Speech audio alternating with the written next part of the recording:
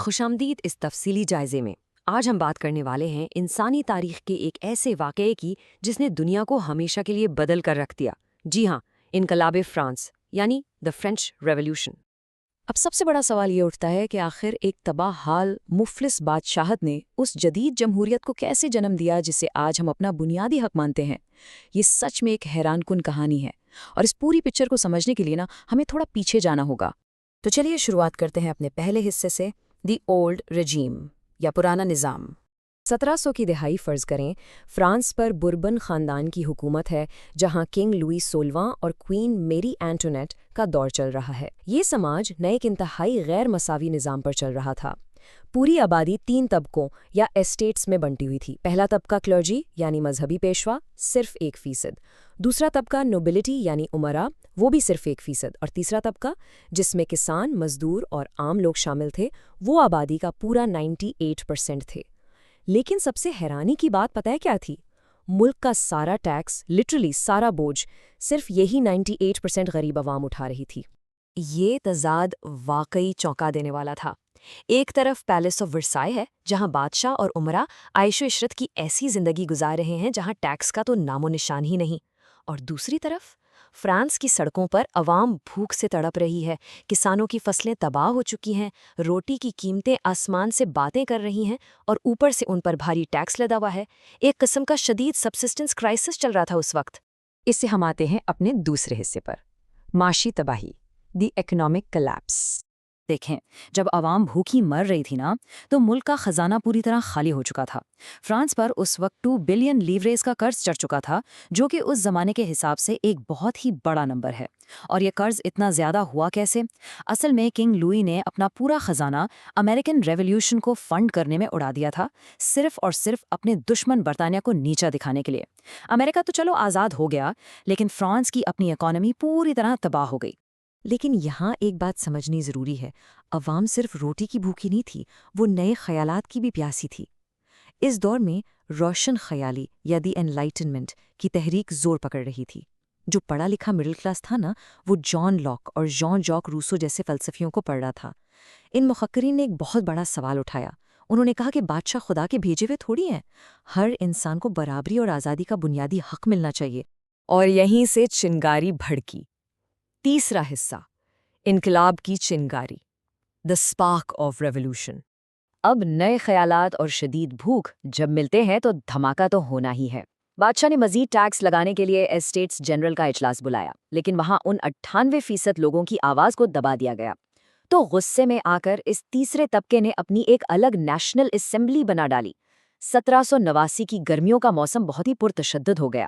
مئی میں اجلاس ہوتا ہے، جون میں اسمبلی بنتی ہے، اور جولائی آتے آتے یہ سیاسی بحران ایک بے قابو بغاوت بن جاتا ہے۔ اور پھر آتے ہیں 14 جولائی 1789 کی تاریخ، بستیل کا قلعہ فتح۔ ایک افواہ پھیل گئی کہ بادشاہ عوام کو کچلنے کے لیے فوج بھیج رہا ہے، تو پیرس کے غصے میں بھرے بھوکے اور خوفزدہ لوگوں نے بستیل کے قلعے پر سیدھا دھاوا بول دیا تاکہ وہ بارود اور ہتھیار حاصل کر سکیں۔ یہ کوئی چھوٹا حملہ نہیں تھا، یہ اصل میں اس انقلاب کی وہ خون خرابے والی شروعات تھی جسے واپس پلٹنا اب کسی کے بس میں نہیں تھا۔ جس کے بعد آتی ہے تاریخ کی سب سے ڈراونی کہانی، چوتھا حصہ، خوف کا دور، دی رین آف ٹیرر۔ شروع میں لوگوں کو امید تھی کہ شاید پورا من طریقے سے کوئی آئینی بادشاہت قائم ہو جائے گی، لیکن واقعی ایسا نہیں ہوا۔ انقلاب شدید تشدد، خوف اور اندرونی سازشوں میں گھر گیا، اور اس دور کی سب سے بڑی علامت بنی گلوٹین۔ یہ ایک ایسی مشین تھی جس میں ایک بہت بھاری بلیڈ گرووز کے ذریعے اوپر سے گرتی تھی اور سیدھا سر قلم کر دیتی تھی، اور اسی مشین کا استعمال کر کے بادشاہ لوئیز اور رانی ماری اینٹونیٹ کو غداری کے جرم میں موت کے گھاٹ اتار دیا گیا۔ 20,000 افراد کی موت سوچنے کی بات ہے۔ یہ ایک ایسی ہوش ربا تعداد ہے جو اس دور کے خوف کو بیان کرنے کے لیے کافی ہے۔ جیکوبن پارٹی کے شدت پسند لیڈر میکسیملین روبیسپیئر کی قیادت میں اس نئے انقلابی نظام نے اپنے مخالفین کو چن چن کر مارنا شروع کیا۔ جس پر بھی بغاوت کا تھوڑا سا بھی شک ہوتا اسے سیدھا گلیٹین کے حوالے کر دیا جاتا۔ پورے فرانس میں موت کا خوف چھا چکا تھا۔ لیکن اگر ہم اس پورے واقعے کو دیکھیں تو ایک عجیب سی آئرنی نظر آتی ہے۔ پہلے بادشاہت ختم ہوئی، پھر بادشاہ کو مارا گیا، اور پھر جیکوبنز نے خود انقلاب کو بچانے کے نام پر لوگوں میں خوف پھیلایا۔ انقلاب اتنا ایکسٹریم ہو چکا تھا کہ آخرکار اس خونی مشین نے اپنے ہی بنانے والوں کو نگل لیا۔ عوام روز روز کے خون خرابے سے اتنی تھک چکی تھی کہ بالآخر خود رابسپیئر کو بھی اسی گلوٹین پر چڑھا دیا گیا۔ اس کیاس کے بعد کیا ہوتا ہے؟ 5واں حصہ، نپولین کا عروج، دی رائز آف نپولین۔ رابسپیئر کے خاتمے کے بعد فرانس بری طرح تھک چکا تھا۔ ایک بہت ہی کمزور سی حکومت جسے ڈائریکٹری کہا جاتا تھا، اس نے اقتدار سنبھالا، لیکن ملک کو قابو کرنا ان کی بس کی بات نہیں تھی۔ ایک پاور ویکیوم یعنی سیاسی خلا پیدا ہو گیا۔ 1789 میں بادشاہت تھی، 1791 میں آئینی بادشاہت، پھر جمہوریہ، پھر ڈائریکٹری، اور آخر میں 1804 میں انٹری ہوتی ہے نیپولین بوناپارٹ کی، ایک فوجی جنرل جو خود کو مطلق ایمپرر یعنی شاہنشاہ گھوشت کر دیتا ہے۔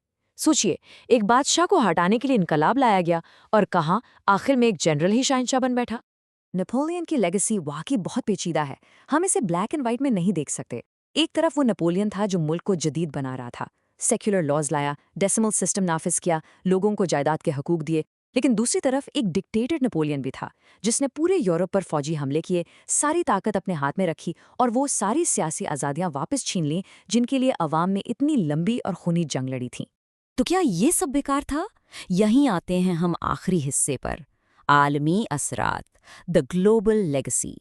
دیکھیں، 1815 کی جنگ وارلو میں نپولین ضرور ہار گیا اور بادشاہت واپس آ گئی، لیکن انقلاب کے جو خیالات تھے نا، انہیں واپس ڈبے میں بند نہیں کیا جا سکتا تھا۔ اس کا سب سے دلچسپ اثر برے صغیر یعنی انڈین سب کانٹیننٹ پر پڑا۔ فرانس کے ان خیالات نے ہزاروں میل دور بیٹھے لوگوں کو حوصلہ دیا۔ میسور کے ٹیپو سلطان نے اپنے محل کے سامنے آزادی کا درخت ٹری آف لبرٹی لگایا اور جیکوبن کلب کی بنیاد رکھی۔ آگے چل کر راجا رام موہن رائے جیسے مفکرین نے بھی انہی آئیڈیا سے متاثر ہو کر انسانی حقوق کی زبردست وکالت کی۔ اصل میں اس پورے انقلاب کا جو سب سے اہم نچوڑ ہے وہ ان کا تاریخی نعرہ ہے: آزادی، مساوات، اخوت، یعنی لبرٹی، ایکوالٹی اور فریٹرنٹی۔ اگرچہ فرانس کا اپنا انقلاب بہت خونی تھا، لیکن ان 3 الفاظ نے پوری دنیا کی جمہوریتوں کی بنیاد رکھ دی۔ یہ الفاظ اتنے طاقتور تھے کہ انہوں نے آگے چل کر ہمارے خطے کے کانسٹیٹیوشنز کی بھی شکل طے کی، جہاں ایک ایسے سماج کی بنیاد رکھی گئی جو فرق و تشدد سے پاک ہو۔ تو جاتے جاتے میں آپ سے ایک سوال پوچھنا چاہتا ہوں، کیا یہ انقلاب واقعی کبھی ختم ہوا؟ بستیل کا قلعہ فتح ہوئے 2 صدیوں سے زیادہ کا وقت گزر چکا ہے، لیکن آج بھی جب ہم دنیا کے مختلف حصوں میں دیکھتے ہیں تو انسانی حقوق، برابری اور ظلم کے خلاف یہی جدوجہد ہمیں آج بھی کہیں نہ کہیں نظر آتی ہے۔ یہ حقوق کی جنگ ایک سفر ہے جو شاید آج بھی جاری ہے۔ اس تفصیلی جائزے میں ہمارے ساتھ شامل ہونے کا بہت شکریہ۔ مجھے امید ہے انقلاب فرانس کے اس تجزیے نے آپ کو اس تاریخی واقعے کو دیکھنے کا ایک نیا زاویہ دیا ہوگا۔ ایسے ہی نئے سوال اٹھاتے رہیے۔